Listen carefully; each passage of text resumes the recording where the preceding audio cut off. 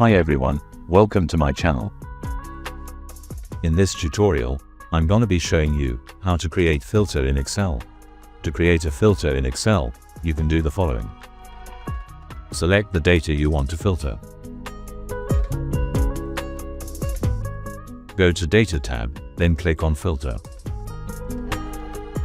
Click the arrow in the column header.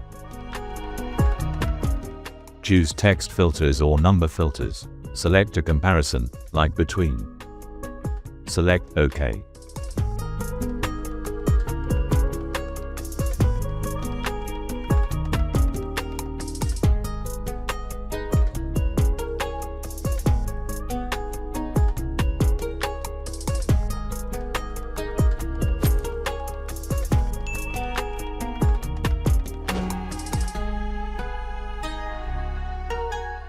That's it. Very simple and very easy. Thanks for watching. Comment below what you'd like to see next. Don't forget to like, subscribe, and hit the notification bell for more.